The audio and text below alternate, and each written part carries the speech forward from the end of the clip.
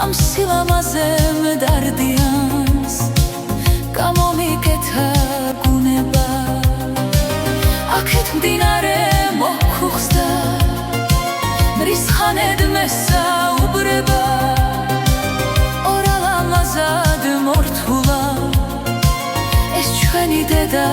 ბუნება ეგ სიყვარულის მშობელი სულს ნაზად ესალ